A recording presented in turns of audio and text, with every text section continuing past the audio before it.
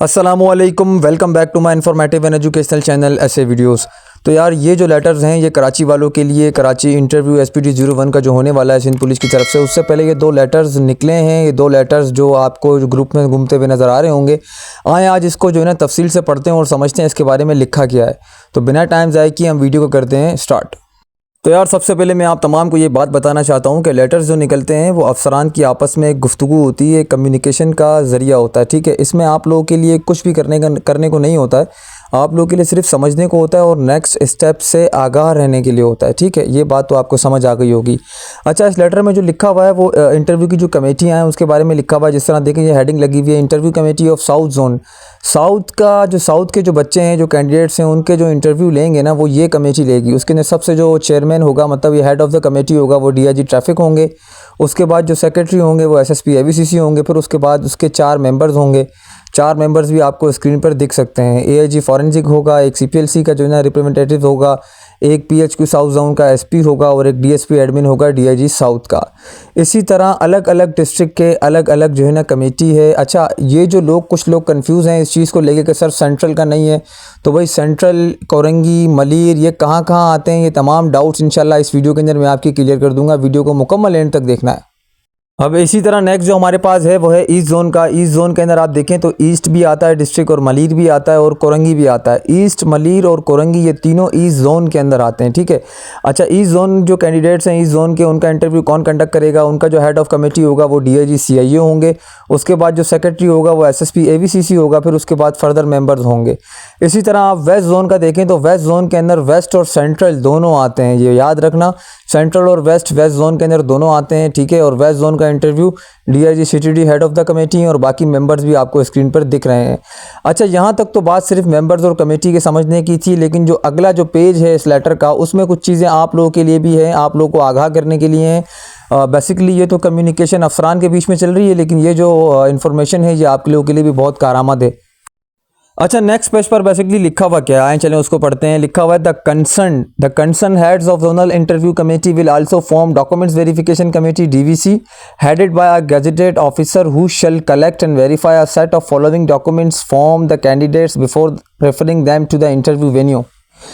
तो वही लिखा हुआ है कि जो इंटरव्यू का हेड है, इंटरव्यू कमेटी का जो हेड ऑफ द कमेटी है, वो तमाम जो उम्मीदवार हैं उनसे सबसे पहले डॉक्यूमेंट्स कलेक्ट करेगा। डॉक्यूमेंट्स कलेक्ट करने के बाद उनके डॉक्यूमेंट्स की वहीं पर ही वेरिफिकेशन करेगा। वेरिफिकेशन करने के बाद इंटरव्यू रूम में उनको जाने से पहले ओके करके साइन करके जो है ना जो इंटरव्यूअर होगा उसके सामने रखेगा। ठीक है। अच्छा, इसमें क्या क्या चीज़ें हैं डॉक्यूमेंट्स के अंदर? सबसे पहले जो आ जाता है आपका CNIC आ जाता है। उसके बाद आपके एजुकेशनल डॉक्यूमेंट्स में सिर्फ मैट्रिक कंपलसरी है, बाकी इसके अलावा आप जो ले जाना चाहें PhD, MSc, मास्टर, MPhil ले जाएं। मैं अब आपको इस बारे में कुछ नहीं समझाने वाला, वैसे सिर्फ मैट्रिक के भी ले जाएं तो काम हो जाएगा। ठीक है। उसके बाद डोमिसाइल ले जाना है और PRC के अंदर फॉर्म D ले जाना है, फॉर्म C नहीं ले जाना, फॉर्म D कंपलसरी है। ठीक है। और जो पुलिस वालों के बच्चे हैं वो रिटायरमेंट ऑर्डर की कॉपी अगर है, अगर नहीं है तो 25 साल वाला सर्टिफिकेट ले जाएं। ठीक है। उसके अलावा 3 पासपोर्ट साइज़ फ़ोटोग्राफ ले जाएं। अच्छा, कोशिश करें 3 की जगह आप ज़्यादा ले जाएं, ताकि अगर वहाँ ज़रूरत पड़ जाती तो आप इजीली वहाँ पर आपके पास होंगे तो आप इजीली अवेल कर सकते हैं। उसके अलावा जो नेक्स्ट पैरा लास्ट में आपको नज़र आ रहा है उसमें लिखा हुआ है such verification list shall be signed by DVC and after completion of documents verification the list of candidates may be communicated to this office along with one complete set of documents and also separately be preserved and maintained by the head of zonal committee interview।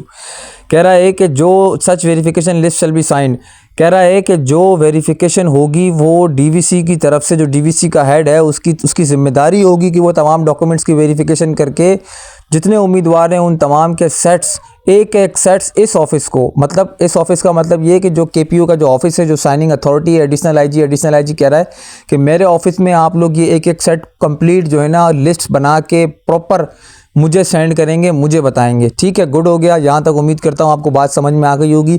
मैं फिर कह रहा हूँ, ये तमाम जो letters निकलते हैं ये अफसरान की आपस की कम्युनिकेशन है।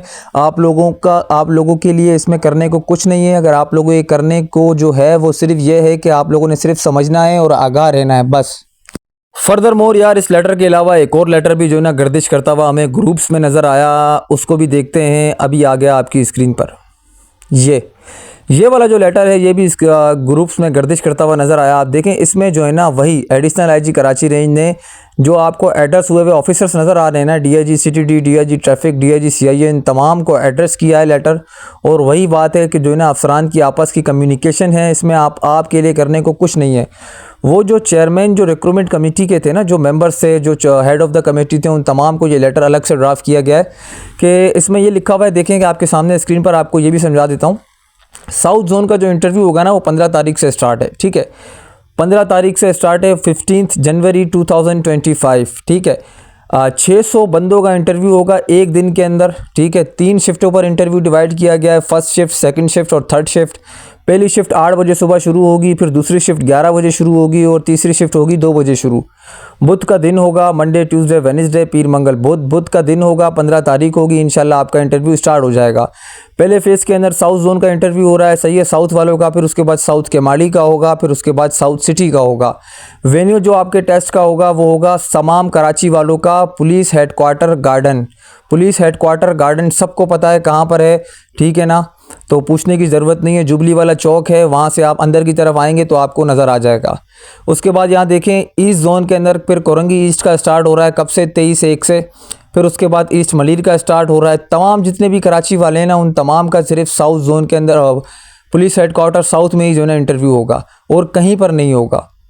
अब वेस्ट वाले हैं, वेस्ट वालों का देख लें, वेस्ट वालों का स्टार्ट हो रहा है 5 तारीख दूसरे महीने से, उनका भी साउथ हेडक्वार्टर में ही होगा, पुलिस हेडक्वार्टर साउथ, ठीक है। और पूछने की तो मेरे ख्याल से कोई ज़रूरत नहीं है क्योंकि तमाम चीज़ें मैं इस वीडियो के अंदर क्लियर करता जा रहा हूँ। अब वेस्ट सेंट्रल का आप देख लें, वेस्ट सेंट्रल जो स्टार्ट हो रहा है वो हो रहा है 12 तारीख से दूसरा महीना, ठीक है। सेंट्रल जो डिस्ट्रिक्ट है वो बेसिकली वेस्ट जोन के अंदर आता है। ये पुलिस की अपनी बनाई हुई हायरार्की है, इसमें परेशान होने वाली कोई बात नहीं है।